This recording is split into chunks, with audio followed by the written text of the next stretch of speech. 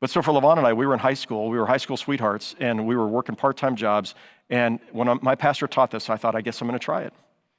And so as a high school student, working 30 hours a week at Hardee's, flipping hamburgers, I decided to give 10% of what I had to God, what I made to God. And somehow I was able to live on the remaining 90%, and somehow I was even blessed in the middle of that in ways I can't even fully describe to you. And Levon the same. And we got married right out of high school. And the first year we were married, we made $1,000 below the poverty level for a family of two. And we gave our first 10% to God before we did anything else for ourselves. So I know it's possible, even if you're living at the poverty level, to do that. I'm not telling you to do this. I'm just saying I know it can happen because we did. And I was a college student, so we were going to college and struggling, and yet that was our priority. We didn't get to do the savings part right away. We didn't get to invest for retirement, but we always gave that first 10% to God.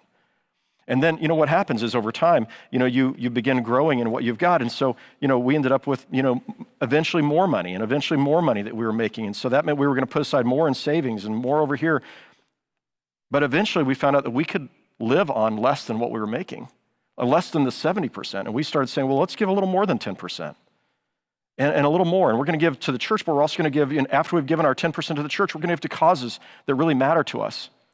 Like, in particular, our focus has been on causes that benefit people in poverty. And so Levon and I have had this goal that we're going to live on a decreasing percentage of our income every year and be able to give an increasing amount away. And what we find in that is meaning and purpose and joy. So we read this in Scripture. Honor the Lord with your wealth and with the first of all your crops. Then your barns will be filled with plenty and your vats will burst with wine. Do you want to experience a meaningful and joyful life?